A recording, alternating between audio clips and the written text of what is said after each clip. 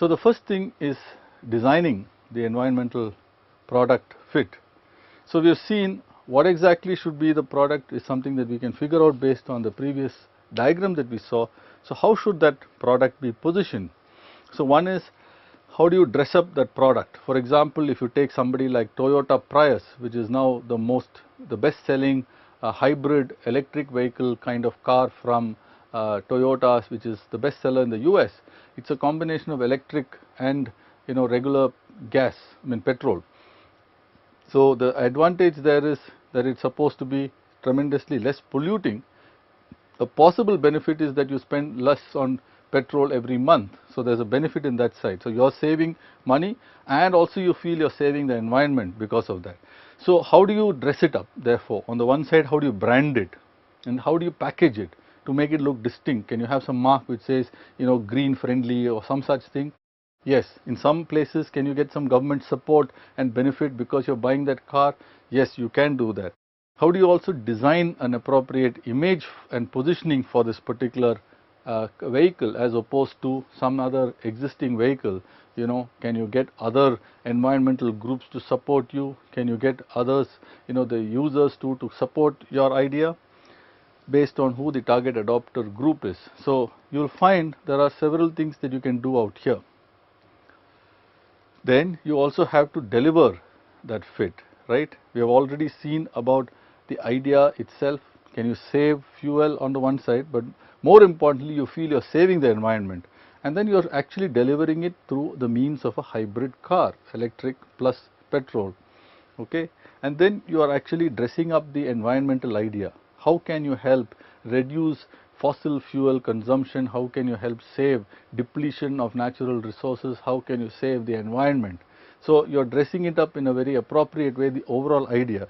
And specifically, you're also showing that a hybrid vehicle need not look bad. It can look good, and it can also satisfy your needs of saving some money as well. And then you also look at the overall image of that particular product, which is a combination of these two, and communicate that to the target adopter group. Use appropriate channel to deliver it to them. Now, one of the key things, like we have seen here, is not just getting people to try it, but also get them to stay with anything, whether it's products, services, and in this particular case, it could be ideas of or environmental friendly, more contemporary kind of issues in marketing. So how do you do that? One of the key things is to see what exactly is the target group doing after it is first used or purchased or tried out something of that idea or product that you have, which is environmentally friendly. So you need to monitor them, you need to figure out what they are up to. Then you actually use that research to see whether you need to make tweaks. You need to fine tune either the product or service or your message or some other thing in the overall mix. So that's really how you go about defending the fit. Sometimes you may also have to see how to take care of some of the other groups which are opposing what you have to say about these things. So overall, if you look at it, there is a certain process, and this process is pretty similar to what we have seen in some other marketing processes, but here you have to take into account the fact that you are very concerned and mindful of environmental issues. So really you need to figure out what is the environmental marketing environment outside. Second, how do you look at who is your target market for something like this? It could be quite different. If you take a hybrid car, the target market may be quite different from somebody who's just in the market for a car, which he wants to use to take him from point A to point B. The third thing is to design appropriate strategies in this regard. Fourth thing is to plan the environmental marketing mix programs, and then obviously at the end you organize it, you implement it, you control it, you review it, and you keep making changes. Now it's very important, like we've seen time and again, for any objective to be measurable. So for example, you might look at specific issues like these. How do you want to prevent accidents and the associated social and economic costs? There are several things you can have as manifestations of it.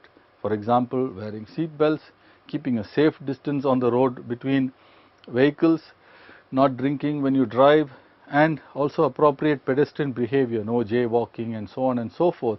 It may also mean many other things where the government can also help, appropriate traffic lights for example, so on and so forth. Suppose you are looking at energy conservation. Can I use energy saving devices? Can I encourage people to switch off the lights, computers, other electrical devices, etc. when they are going away, so on and so forth.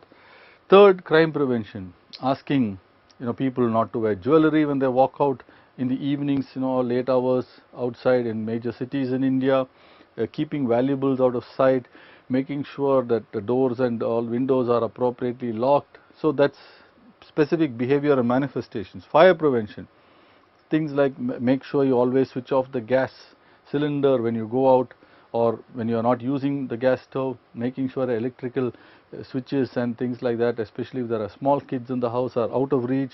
Similarly, things like matchboxes, lighters and stuff like that out of reach of children, not keeping or storing inflammable material here and there. So there are several manifestations that one can have for specific broad objectives that one has in mind. A key thing here is how do you communicate and reach the audience. It's not at all very different from regular products and services.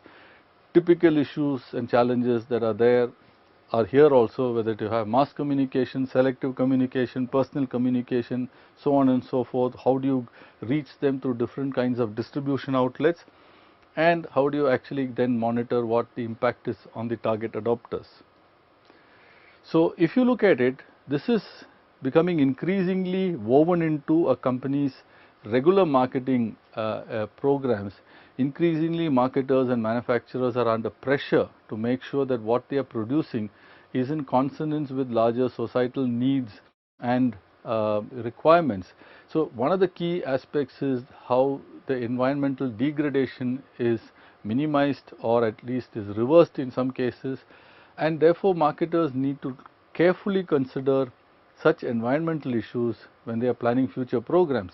We have seen in all this that marketing and manufacturing companies have a role beyond just making profits just for themselves. They have to take care of the communities that they work in, the environment that they operate in. And they need to work therefore in tandem with the government and other groups and entities in this regard to ensure good environmental practices. We have already seen time and again that marketers cannot be narrow-minded. They need to look at the larger interests of their consumers when environmental marketing helps them do just that.